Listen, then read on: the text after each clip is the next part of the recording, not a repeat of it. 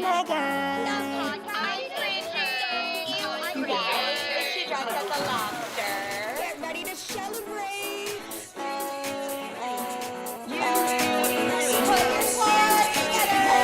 Something big, red, and hot is coming at you. Okay, no, we're not about to do that. You need to chill out. May I get a round of applause?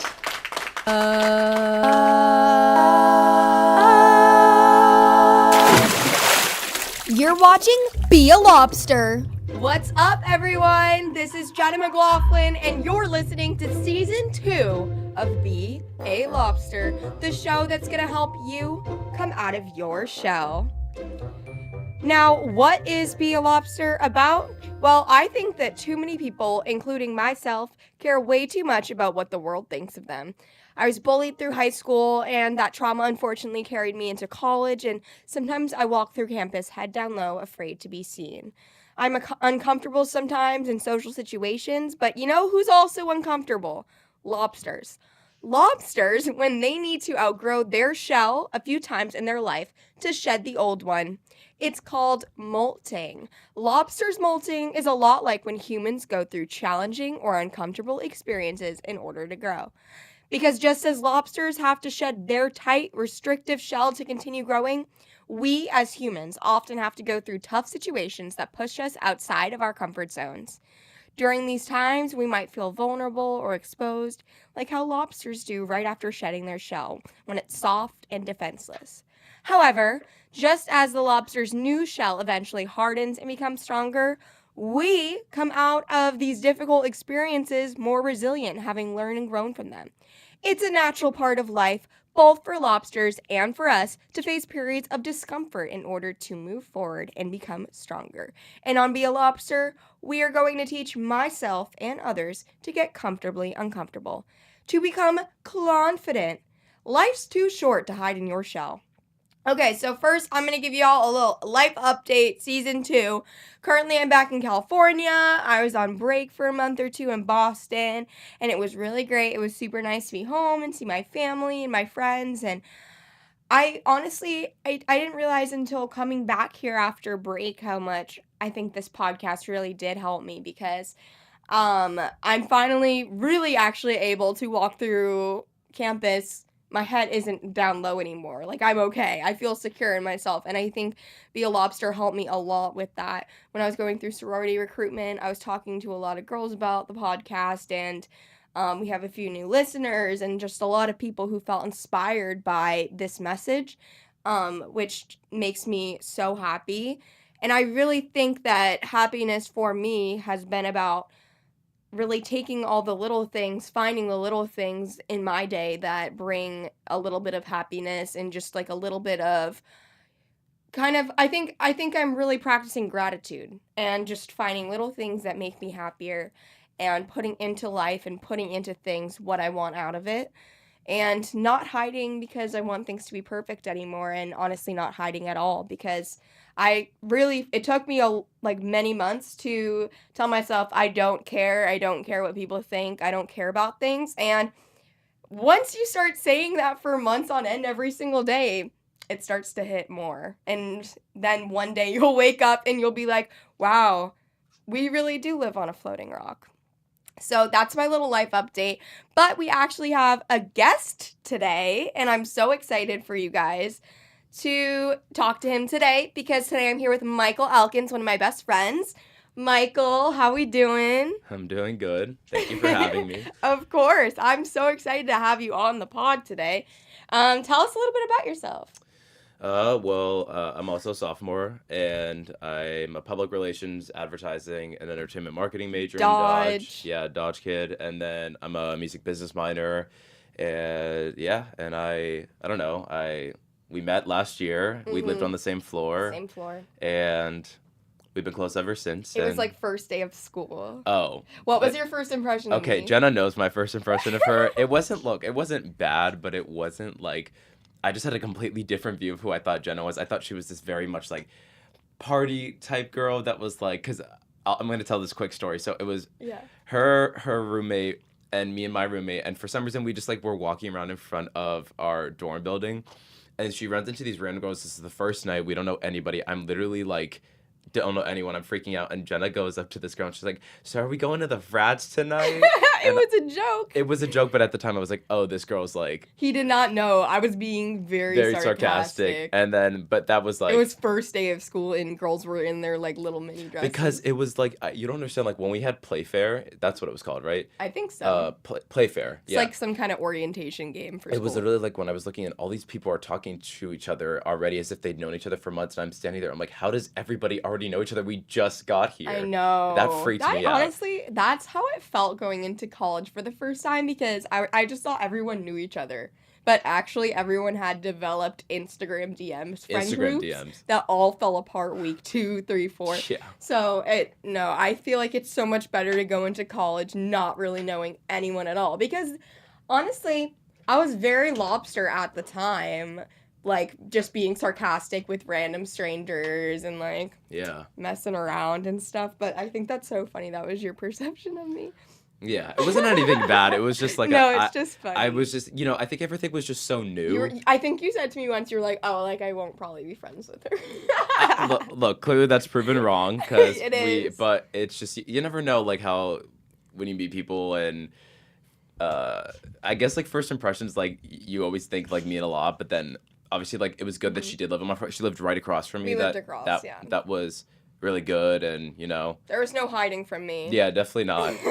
You could always hear yelling, screaming, in a good way, or laughing coming from Jenna's room, and I would always be like, I'd text her, I'd be like, what is so funny? I know. She'd be like, oh, you can hear us? I'm like, yes, I can. There would always be screaming. I don't even know why or what. Yeah, I wonder who it came from. It was Jenna. Oops. So you're also in a fraternity too. I feel like that's important to note. Can you tell us about that? Yeah, so I'm in Delta Tau Delta, and honestly, when I think back to like when I was going through like rush process and everything, and I look at the version of the person I am now, it's like two separate versions of Michael. I know I'm talking about myself in third person, but it was very interesting because this weird concept, whether it's for sororities or fraternities, where it's like you are doing everything in your power to be like, this is why you should like me. And it's because it's ultimately, it's out of your, like, you have to show the best of yourself, and you hope that they like you and that they take you. And that concept, if you really think about it, is actually kind of like a little bit messed up. Yeah. That's how like these things work. And, someone could say, oh, well, we had a great conversation, but then her smile dropped at one point, or his smile, and then he looked away at one point and looked disinterested. Everyone's like, yeah, no. I'm like, it's so weird. You never know, like, you have to, like, every single second when you're doing that, you gotta be on your game and make sure that you're engaged in all these things. But, it was literally, I still say to this day, probably the best decision I've still made in college. Like, I'm so happy. I'm living with 4 of my best friends, and I couldn't ask for anything better. I feel the same way about Greek life, especially going through recruitment on the other end recently. Ew. Why did my voice do that? It honestly did break my heart a lot of times, because girls would not get invited back to different sorority houses and not really know why. And I know a lot of girls that I talked to during recruitment might be watching this who ended up, not following through with the entire process. And, like, I think it's so important to note that everything does happen for a reason. And, like, a lot of times, at least in sorority life, it's different from frats. But honestly, we don't have a lot of say in who actually comes back and who doesn't. I think it a lot of times looks kind of like we're being like, oh, that person isn't the vibe or something like that, which is like, it's so hard to write someone off based off of that. And everyone who was in my sorority, who I was friends with, was like, who are we to say that they would not take away from this experience everything that I did? And like, if I feel like, and even if you feel like, oh, they might be a little bit shy or something like that, who's to say that they wouldn't grow from this experience? So it's just like, it's so hard to, write certain people off or whatever. Even though we didn't really necessarily do that, it was a lot of things that happened behind the scenes or with like Panhellenic and stuff like that. But at the end of the day, we just kept telling ourselves, like, the whole group of us, everything just happened, and we happened to all meet each other regardless of whatever this weird system is that sorts us into this specific place. Yeah.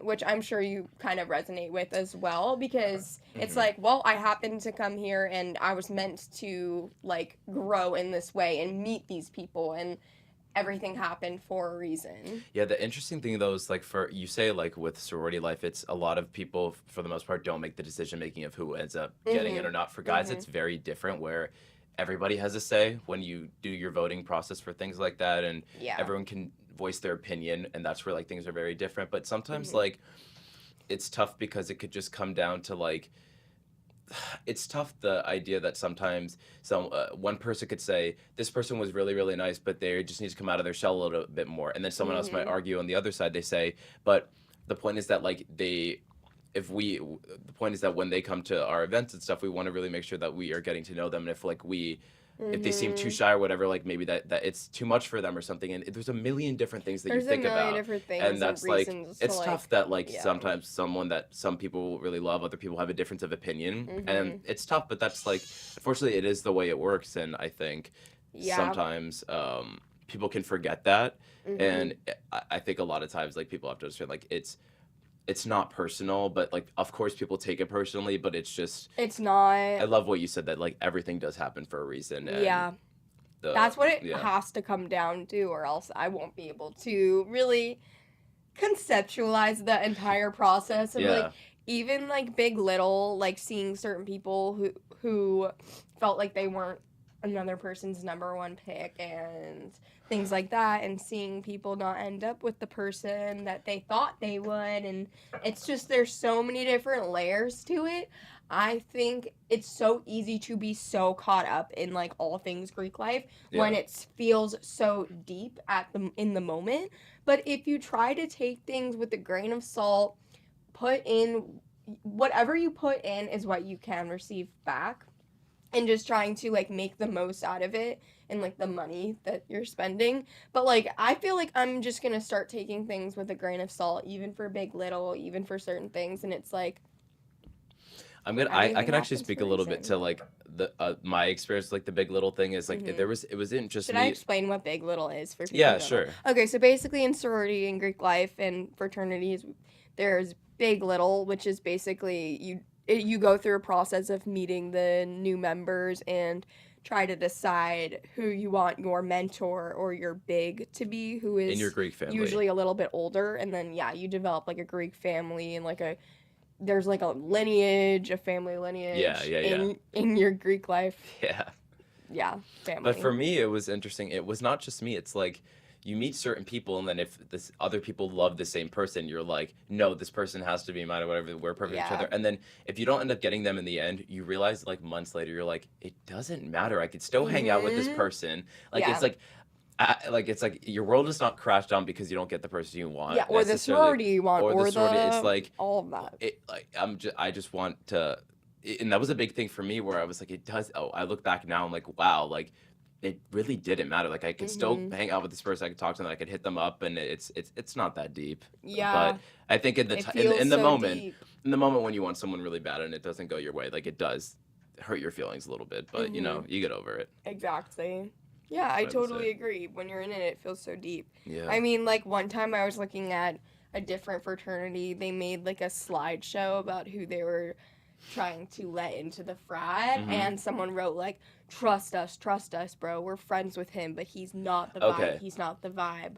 Like, Let me speak. Like, can I say something about this? yes. Okay, this is a big thing I think that anybody should think about, is that you should always think like insert frat name then friend, not friend then frat, because if you're friends with let's say you're friends with a kid that you knew all of like let's say first semester, and then they decided to rush second semester, of course you have a bias and a difference of opinion because of the fact that you are close friends with them. So when they're speaking out, they're like, I know this person, I've known him since first semester. Well, of course, because you've known him for 4 something months, so you have a difference of opinion. But if other people maybe didn't get the best first impression, and no, he just needs to open up a little bit more with you, or like, well, maybe that's not good enough for everybody, you know. And that's like a thing where a lot of people, I think, forget to blur the lines. It doesn't matter how many times you preface it and you say, guys, think about if they would be a good fit, if they would mesh with all the people, and they say, yeah, he would, and then someone will say, well, I don't necessarily agree, but you know, it just goes back to like everyone has a difference of opinion, so yeah, they could be choosing like based on the fact that they they're their just, friends, like, want their exactly, friend.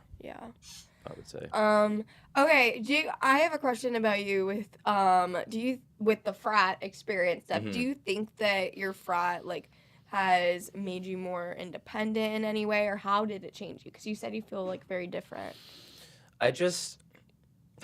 All right, this kind of goes back a little bit to something you talked about in your intro about like bullying and stuff, I guess, and that was like a lot of, I know we've talked about this before, we both like had that kind of like life growing up a little bit, and you know, it was because of like a lot of really bad experiences I had when I was in middle school that I didn't trust guys, and I thought that the ways that certain guys treated me was the way that I just like created it in my mind that like every guy is like this. So I was just like naturally like was better friends with girls in high school and everything always because of that. And then when I got back to, when I say like the version I am now is when I joined Delts and like the process and everything, and I started to get to know the guys that were in my PC, it clicked in my brain. I'm like, so this is how guys are supposed to be, and these are like real friends and people that I want to surround myself with. And that was what, like 8 something years ago, and that now I'm at the point where I feel like I can trust like guys again, and that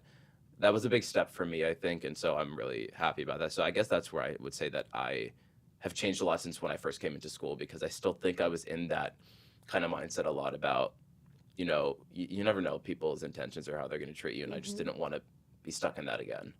Yeah, it's like the protective fight or flight that bullying leaves you in for years on end, and it's not until I think that certain people heal it.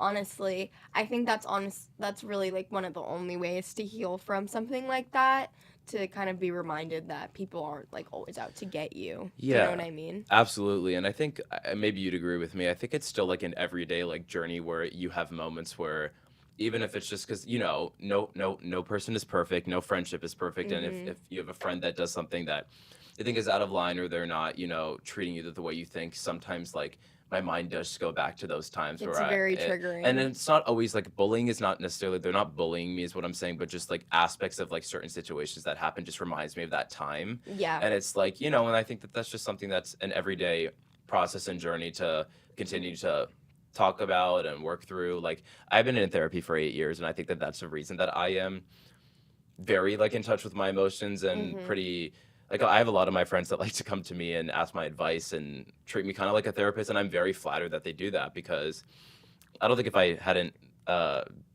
been doing it for 8 years or something like that, that I would probably have the mental capacity to be able to do that. But it's a compliment that people like to confide in me. I love confiding in you. Oh, yes, thanks, you're a very good listener. He's a very good listener.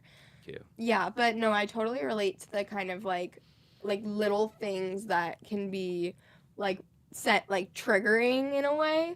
I think that's why this podcast has helped me a lot, because certain things that are triggering is like the feeling like I'm being perceived, or like feeling like people are misjudging me a lot of times. Like if I don't, like, for example, my roommates this week were, like, calling me, like, I knew that they were, like, thinking I was, like, a messy roommate or whatever, and I just, like, totally got, like, taken aback by it, and I was like, why are they saying this? Like, I just want them to say it to me, like, I want to change this, and it kind of, like, it does send you back to those times where, like, people would say certain things that I felt weren't really true.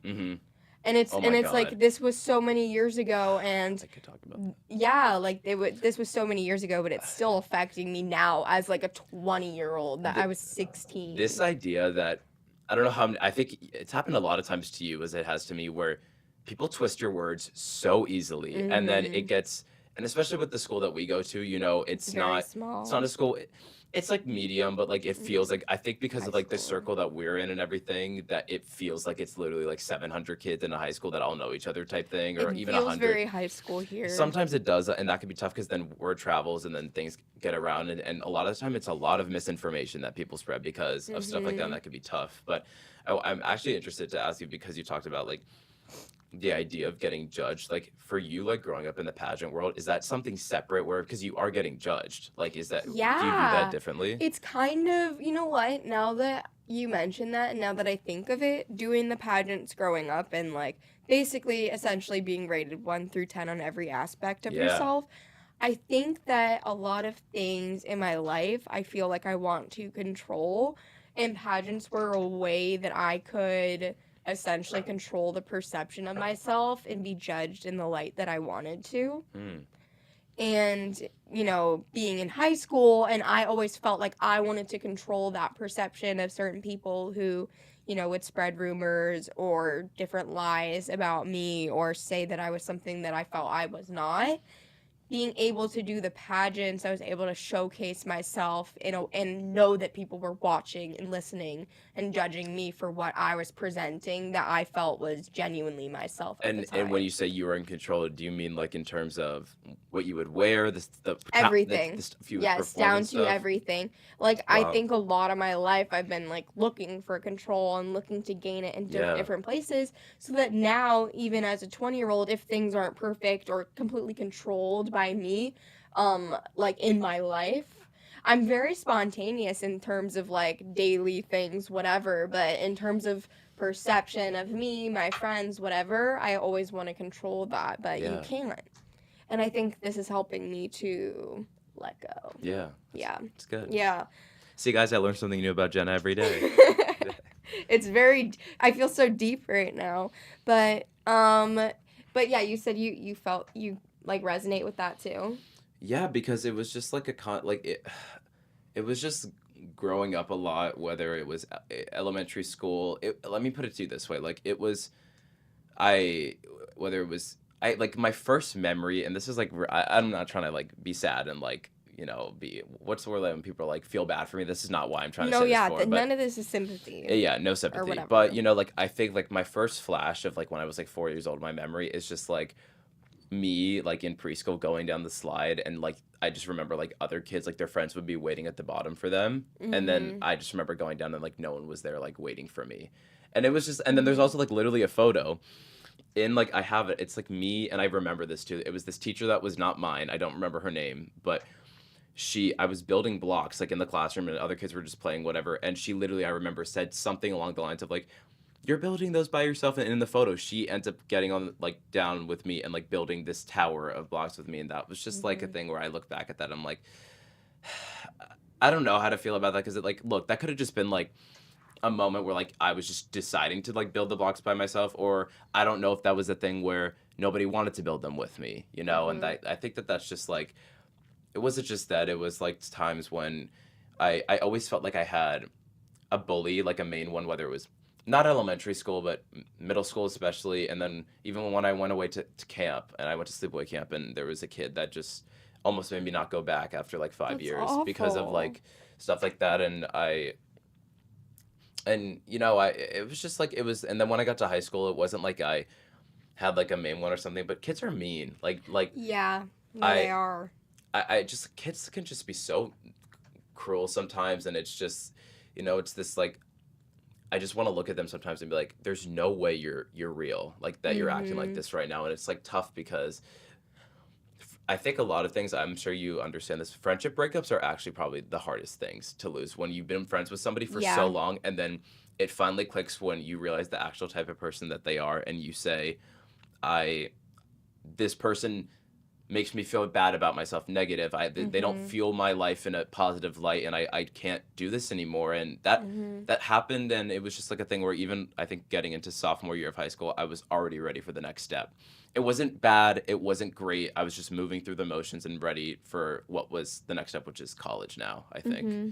So I definitely do relate a lot, and I think I'm in a really good place now. I think, you know, I had some hiccups last year with some stuff that I was dealing with a lot, and But I've come to realize I no longer am in a place in my life where I need to surround myself with negative people. If you don't positively impact my life, make me feel good about myself, or someone that I want to surround myself with, I no longer need to do that because I'm gonna sound like philosophical and annoying people, but please don't take it like this. But like you're in control of like your own like destiny and like what you want to do. So it's like if you're not happy, whether that's a job or that's a friend or that's if you're major, you're not happy. This is the time that you're in control to go after the things that you want in life. Yes. Like because I don't want to keep talking because I ramble. But no, I love everything that you're saying. For sure. But also like a lot of my friends, for example, they ask me.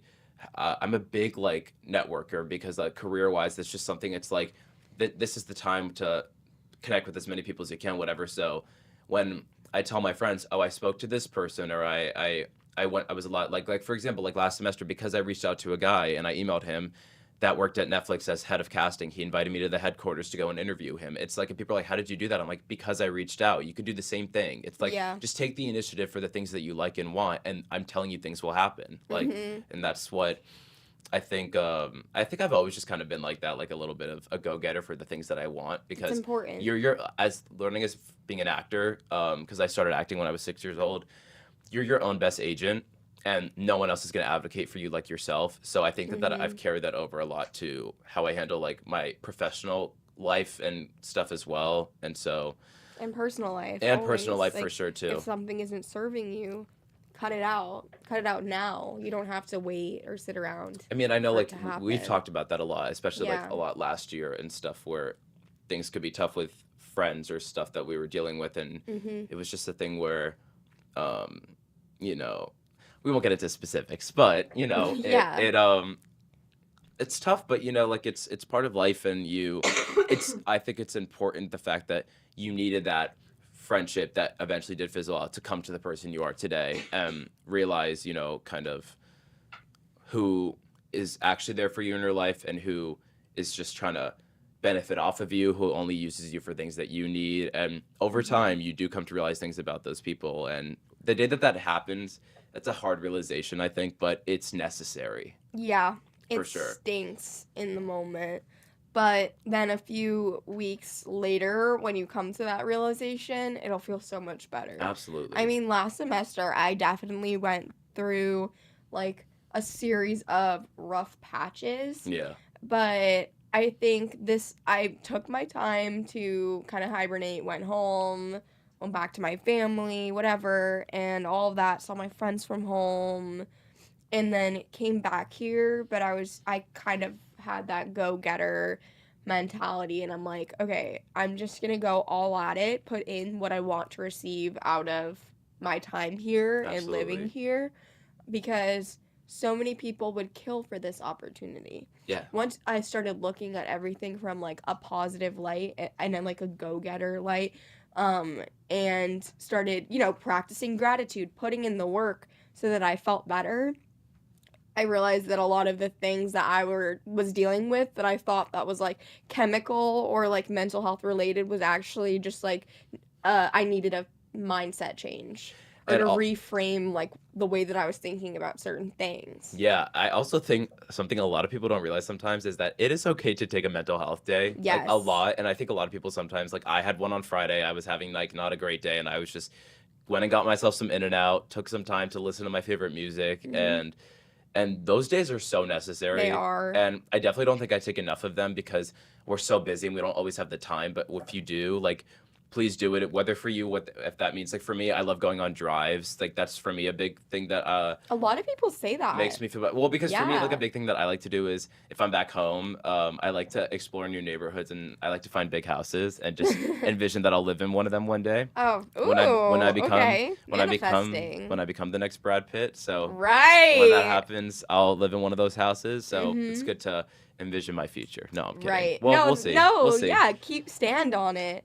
For sure. But whether that's rotting in your bed and watching Netflix or scrolling on TikTok for 2 hours, also me. Like, it's, you know, whatever it is, definitely, like if you're, like, whoever's listening, like, please take time for yourself, because it's just vital, and it's important too, for sure. For me, what has been bringing me a lot of happiness every week is my mom and I are both watching the same reality show every week. What are you watching? The Traitors. Oh, yeah, that's So, right.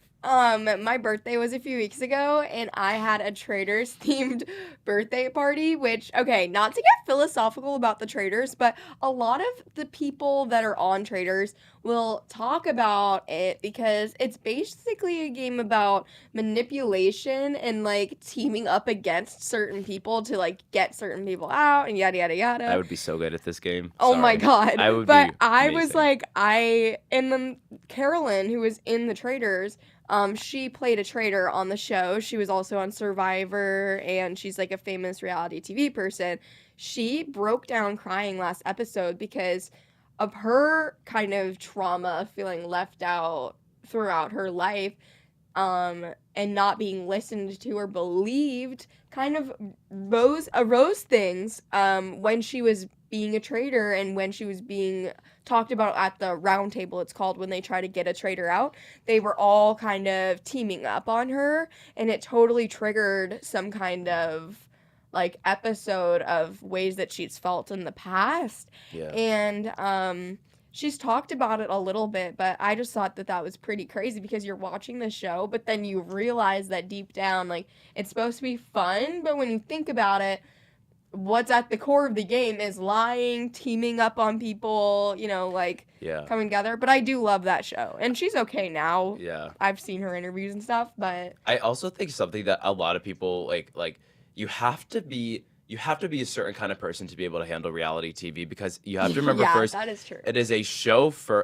example, let's take American Idol. It is a show first, and then it's a singing competition. Yeah. Everything that's on reality TV is produced, and no one is going to tune into the show if there's not entertainment to watch. They already know who's going to win American Idol at the second that the person walks in the door. That's a really good example of stuff like this, where like people at home like think that every situation that you see in a show is exactly how it played out, and I'm like, there's producers involved. They tell this person, go talk to this person, yell at them, make up this lie, whatever. And that's just what people, and if you're willing to play the game, like which I would be, because you have to be a certain kind of person. Because you have to have a film mindset. I mean, I've been in class with reality TV producers and editors who have fully admitted to, editing bad stuff, words into people's mouths, or you have to watch reality TV and see the angles that they're doing, because if somebody's faced to the back or something like that, or the way that it's edited, they are editing it to make it look like a person did something. Have you ever seen the episode of iCarly where it's like, shoot your grandmother down? Yep. Or whatever, and Neville, the villain in iCarly, he edits like something that Sam said and starts an internet war on her. Like that happens all the time, and I've had reality TV producers, editors in my classes fully admit to it and laugh about it. The problem though is that people don't pay close attention, because people in a lot of reality shows, when they do the interviews on their own, if you ever pay attention to a majority of the time where they're still in the middle of their sentence, but it cuts away from their face and it shows the scene that they're currently in again, it's called a Frankenbite, where if you insert and I'm not even Jenna would know this more than me, but it's if you insert someone let's say I hate sardines, but they'll insert so-and-so's name and they'll say I hate and then they'll say their name, but they splice it together so quickly, and everyone's like, oh my god, so-and-so just said I hate this person. I'm like, no, they didn't. They took them from a completely different scenario, and they put their name, but you didn't see them say it. Yes, and it can be, relatively true. Yes, sometimes. But sometimes it's so fake sometimes. It's just so fake. Sometimes. But if you know what you're signing up for and you're willing to play the game, I feel like I'm made for, I feel like I'm made for reality TV, and I would be really good at that kind of thing, because I know what I would be getting myself into, and I feel bad for the people that you see they seem too innocent, too sweet, and I'm like, you just shouldn't be on the show. It's too much for you, unfortunately. Yeah, I don't know if I'd ever be able to, because energetically, I don't know if I'd be able to handle it. I think you'd be able to do The Voice or one of those types ones, but not the Traitors type. Definitely not the Traitors at all. Big Brother, sign me up right now. Oh my gosh. I'd be great at that. Yeah, I could never handle Big Brother or anything like that, because you're on camera 24/7. You can handle it, I think. Yeah. You're just built for that, but some people are not built for that. Because Jenna kind of knows, like, I'm very much like I call it as I see it type of person, and the thing is, like, and I don't mean that in a way to sound like off-putting, but I mean it in a way where I like to voice my opinion, and I stand up for myself and my friends, and if I disagree about something and you have a difference of opinion, that is totally fine, but it's just I've just come to become a lot more confident in that aspect of things where I stick up for things that I disagree with, and It's important. because it's so important. And Yeah. sometimes it is tough when I do these interviews with these people professionally in the industry, and I ask them how they for example, I was talking to someone yesterday that works at Republic Records, and she told me, I asked her, how do you handle difficult people that you work with, and think, how do they get to their position because of how they treat me? And she said, it is very tough, when you deal with people that are above you, and they basically, that they've been in the business for 25 something years, and they talk to you however they are, and if you raise a concern about it, you're not going to have your job tomorrow.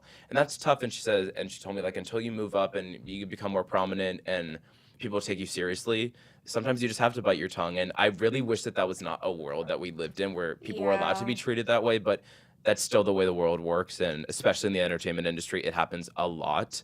So I think that's, if we're both going to go into that kind of field, we have to prepare ourselves for that, where we're not always going to be treated with respect.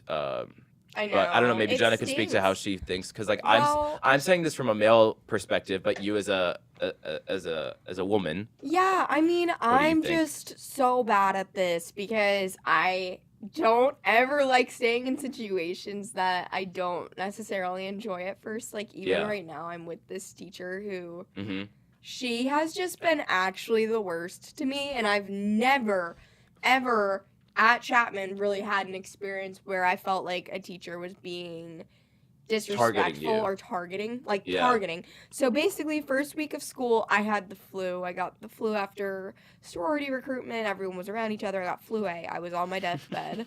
I got the flu at her trader's party. Oh my God, you did? Like 3 or 4 people from that did. Oh, we also forgot to mention that my birthday party was the traders. I forget if I. You did say that, but you didn't go to the age. Jenna created this whole game. It was so much fun, and I knew Steven was a traitor. I'm telling you, of all 3, I knew it was him, because I played reality show producer. Yeah, because I knew of the 2 of us, if we were like the outside perspective team, but it was bound to be one of us, so I knew it was him. I just never said anything, but whatever. Yes. Continue with what you're saying. So basically, what I was saying was I had flu the first week. I had this class that I couldn't go to. I messaged the teacher, sent her my doctor's note. I didn't receive a response. The next week rolls around, and there's like 40 different busy work assignments that this teacher has assigned the first week.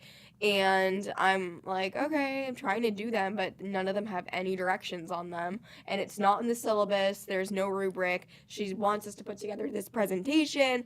I was like really confused. So I email her and I say, hi, I'm not really sure how to complete these. And I had a few questions that I needed specified. She responds, does not specify the answer to any of my questions, and basically says something along the lines of, who are you? What? You're in this class? Well, why didn't you send me a doctor's note? Send me a doctor's note immediately now. I should have dropped you from the class. Students who don't go to the first class get dropped.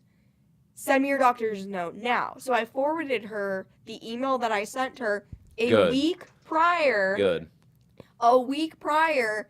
And and also in that email, she said something like, oh, send me your number so I can add you to the class group chat.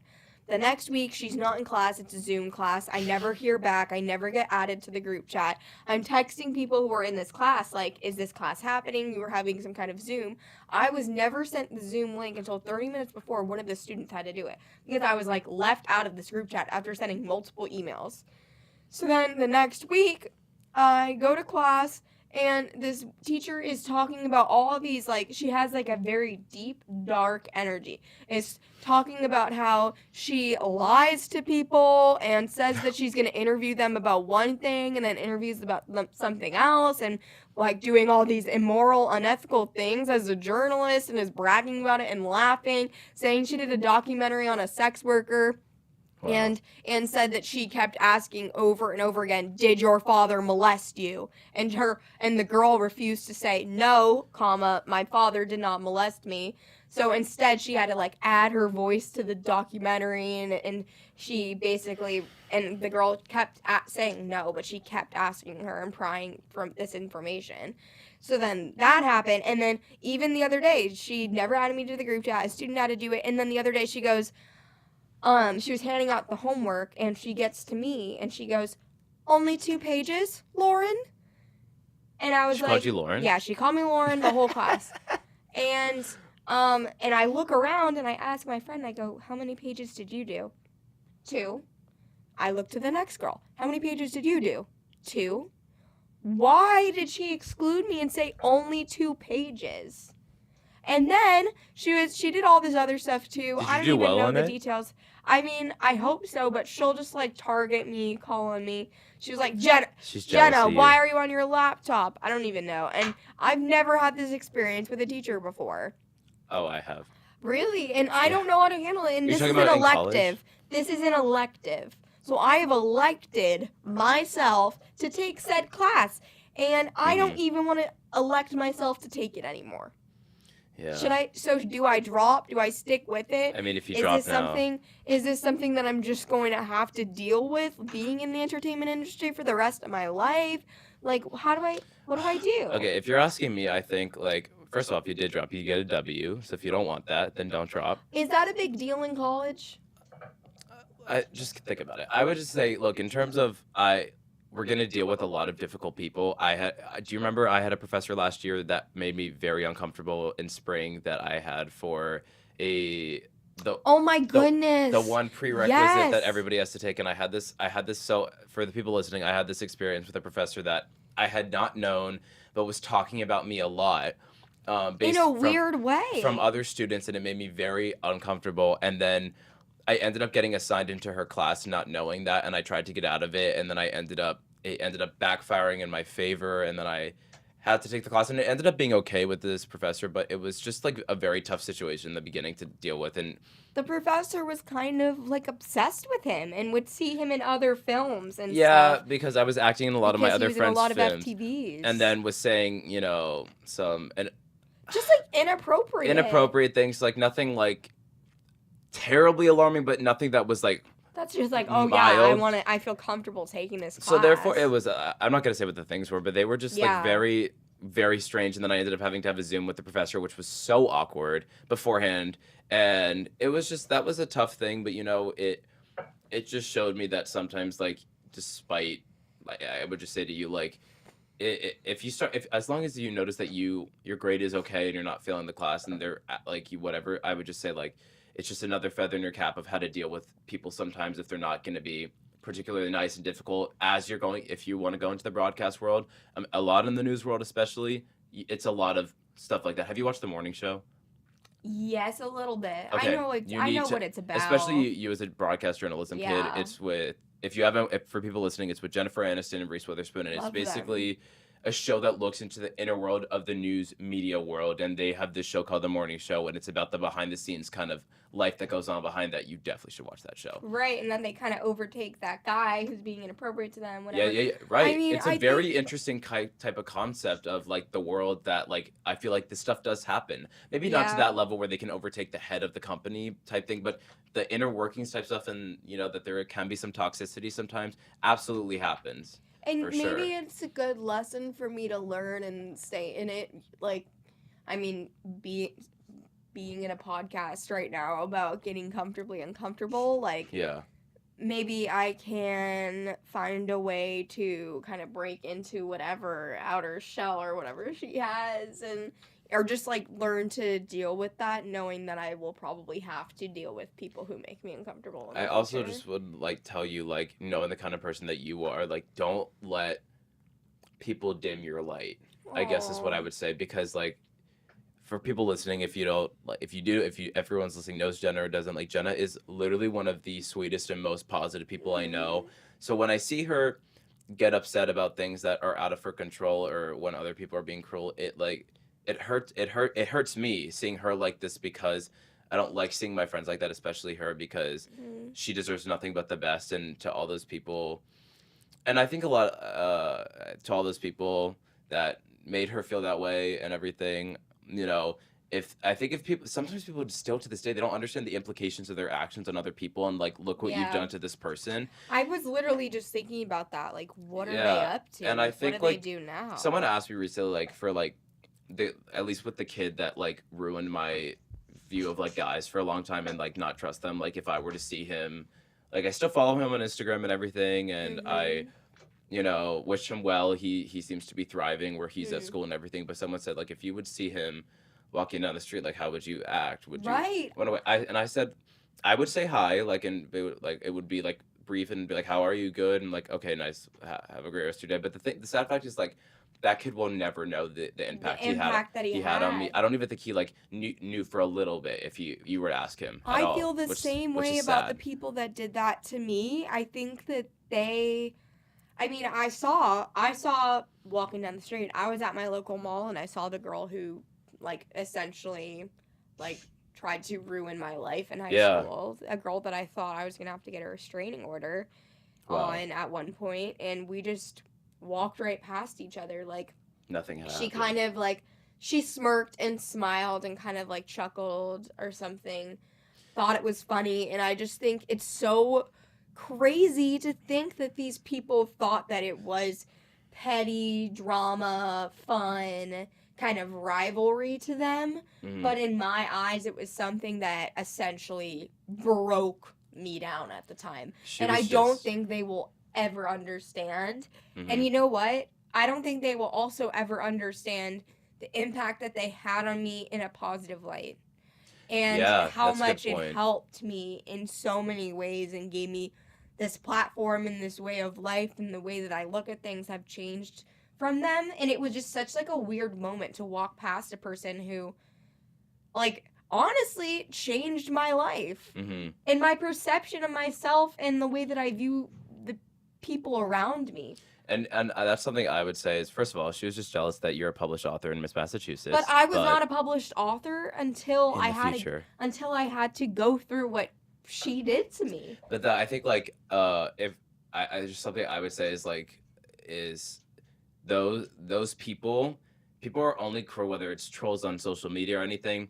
If you were actually taking the time to write a hate comment to something and you're putting Yeah. energy into that, that says a lot about how you feel about yourself, that you feel the need to put others down in order to elevate yourself higher. So therefore, I also think about it where like at least with the kid that it was with me, he was also going through a lot at the time. Doesn't dismiss how he treated me at all, but I look back and I understand now that he was probably going through some stuff that he probably should have been receiving some help for or whatever, but he wasn't willing to reach out to his parents or to someone like, and that's why like I think it was tough because sometimes he would confide in me and then the next day tell me I don't want to see you, and like I don't know how graphic we can get here or whatever. I mean, He would just tell me like don't, like, I'll put it this way, don't be here anymore and stuff like that, and that would like break me down a lot and stuff. But I think I look back at 13, 12-year-old Michael and the version of myself that I was just wanting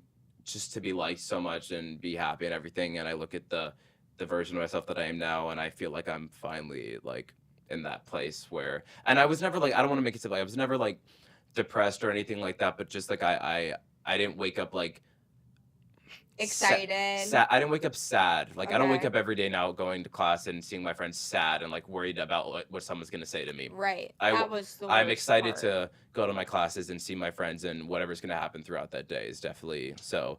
For people listening, don't let anybody dim your light.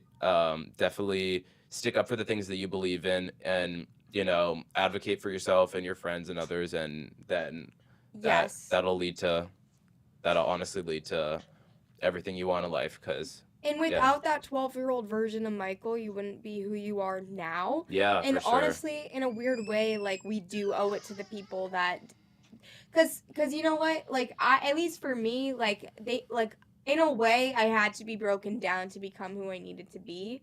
So in a weird way, I'm grateful for that. I'm grateful that happened. It made me more appreciative of the people that are in my life. So can I ask you, like, what if looking back at, let's say, 12-year-old Jenna, what would you say to her right now? I would probably just tell her to sit tight, that everything's gonna be totally fine. And it's so cheesy, but like, have faith in these experiences because they will make you who you are Absolutely. today, and they need to happen. So just like stick it out, be strong, you know? You got it. And I would say that to anyone watching who might be going through a tough time. Literally just sit tight, have faith that this is what needs to happen to make you the person that you are today. And it's so cheesy, but really, really try to think about it in that light, because once you do, your mindset will change. And that's the only way to get through these tough experiences or these rough patches is to just know that it is making you who you need to become, and what is happening needs to happen because it's happening. Yeah, and look at us now. Yeah, We're out here.